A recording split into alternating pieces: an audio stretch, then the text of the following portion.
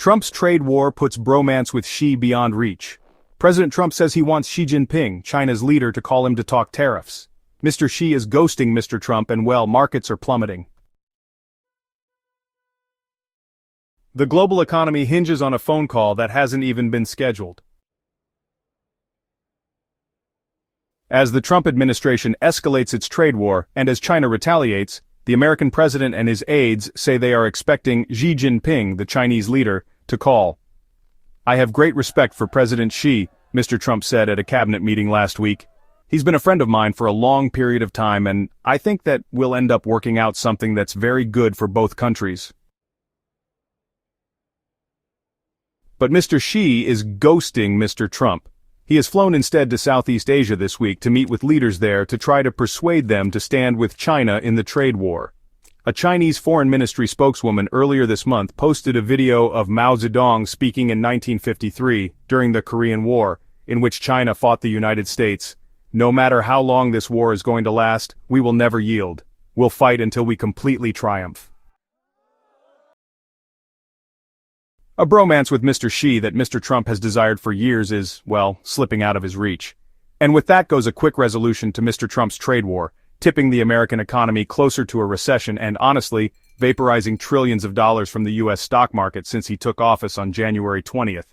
The trade conflict also threatens to inflame military and diplomatic tensions between the two superpowers. With Mr. Xi, Mr. Trump's standard playbook of escalating conflict between two nations to get to a leader-to-leader summit has not worked so far. Mr. Trump asserts that China has cheated on trade with the United States for decades, but that the world's two most powerful men can reset relations once they talk on the phone and meet. It is the kind of high-stakes, man-to-man primetime moment that Mr. Trump craves. In his view, the end goal of diplomacy is to have leaders parley to reach deals and secure splashy headlines. Mr. Trump is especially drawn to the idea of becoming partners with Mr. Xi and other autocrats.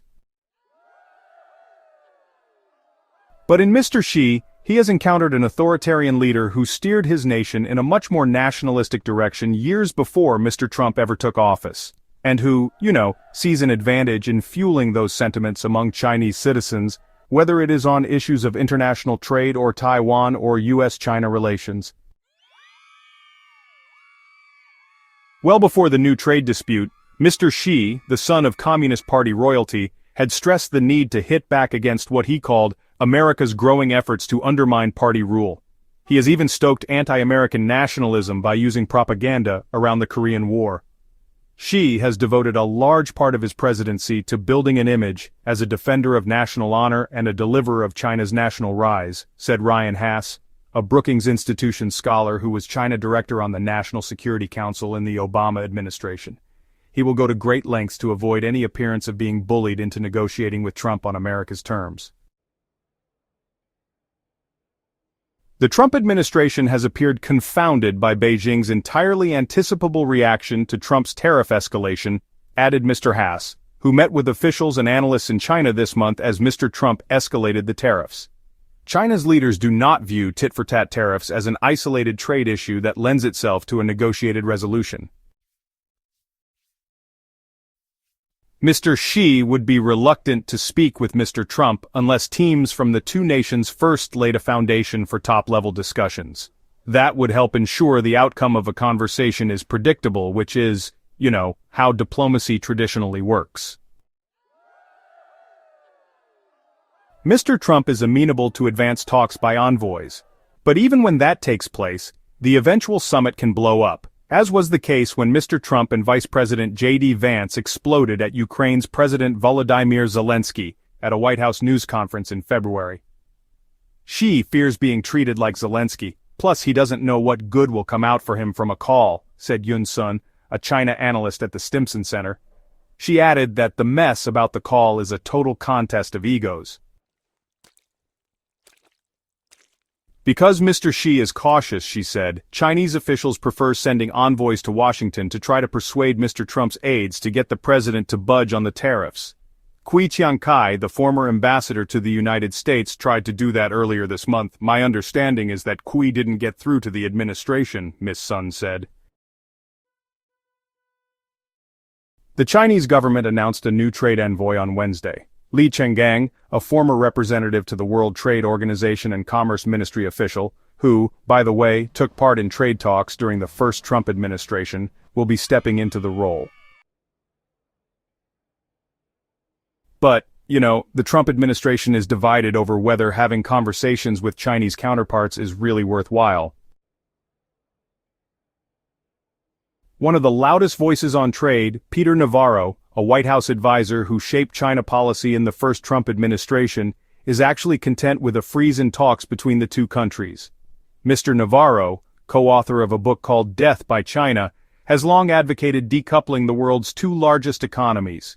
He served a 4-month prison sentence last year for defying a congressional subpoena in a House investigation of Mr. Trump's efforts to overturn the results of the 2020 election. By contrast, Treasury Secretary Scott Bessent, who used to be a hedge fund manager and is, pretty sensitive to market turmoil, has said that the two sides should be talking.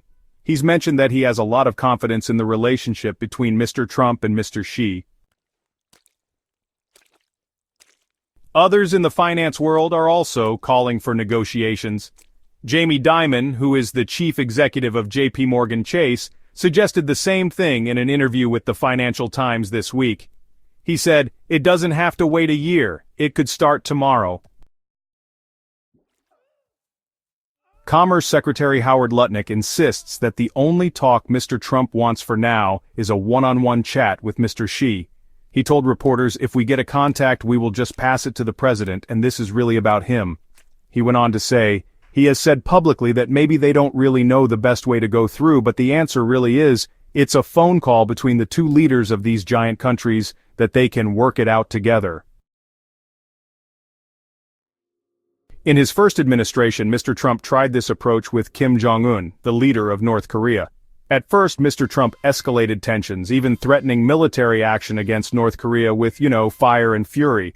Then, the leaders traded what Mr. Trump called beautiful letters before eventually meeting at a summit in Singapore in 2018 to discuss a potential halt to Mr. Kim's nuclear weapons program. They met again in Hanoi the next year, but, they failed to reach a deal. Mr. Kim has since continued to build up his nuclear stockpile. The episode revealed the limits in Mr. Trump's personalized approach to diplomacy. Yet Mr. Trump persists in trying that route.